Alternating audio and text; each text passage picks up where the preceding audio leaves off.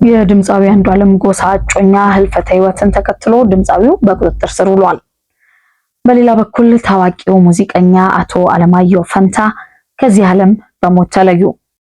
ጤና ይስጥልኝ እንደምን አላችሁ? ዛሬ እንግዲህ እጅግ አሳዛኝ ዜናዎችን እየሰማን ነው።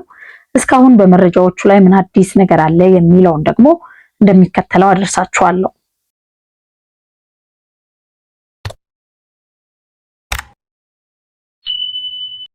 የድምፃዊ አንዷለም ጎሳ እጮኛ ሞዴል ቀነኒ አዱኛ ድንገተኛ ህልፈተ ህይወትን ተከትሎ ድምፃዊ አንዷለም ጎሳ እንግዲህ በቁጥጥር ስር ውሏል።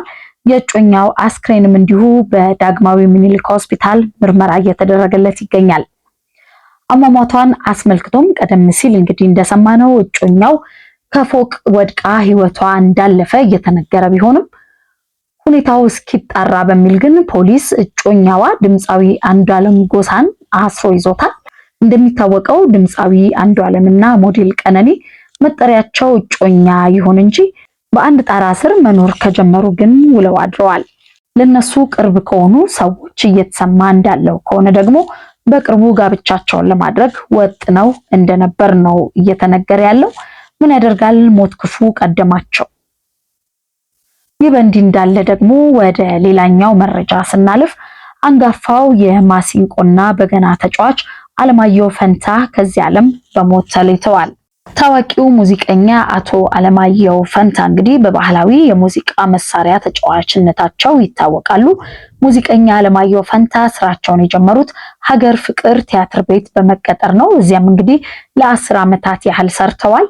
ለ40 ዓመታት ያህል በያሬድ የሙዚቃ ትምህርት ቤት በመምህርነት ሲያገለግሉ የቆዩት ሙዚቀኛው በእድሜያቸው መጨረሻ ጡረታ ከወጡ በኋላም በዚሁ ያሬድ ሙዚቃ ትምህርት ቤት ማገልገላቸውን የሙዚቀኛው የቅርብ ሰው የሆኑት ታዋቂው የበገና መምህር መጋቢ ብሉ አለሙ አጋ ነግረውናል። ባህላዊዎቹን የኢትዮጵያ የሙዚቃ መሳሪያዎች በገናን በመደርደር ክራርን፣ መሰንቆን አሳምረው በመጫወት ይታወቁ እንደነበር ከመጋቢ ብሉይ አለሙ አጋ ሰምተናል። አንጋፋው ሙዚቀኛ አለማየሁ ፈንታ የቀለም ትምህርትን የተማሩ እንዲሁም የድቁና ትምህርትም የነበራቸው ነበሩ።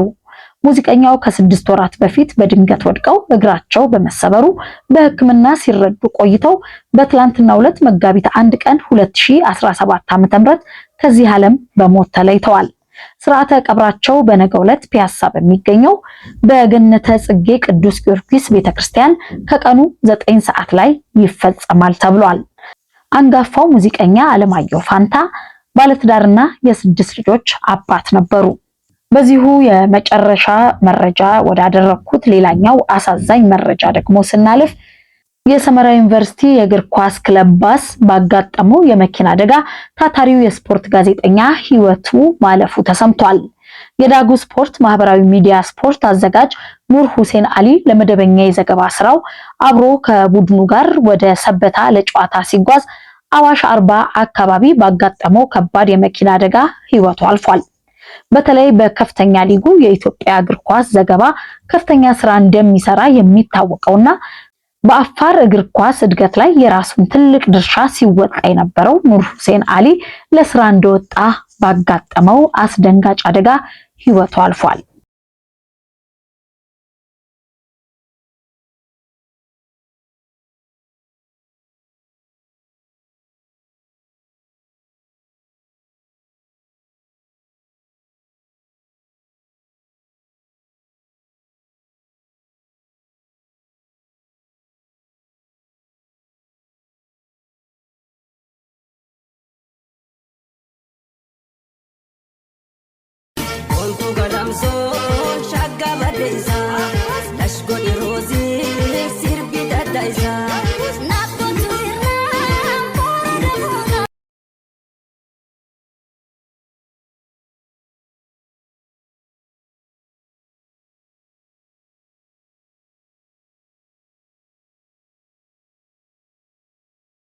Olku garamso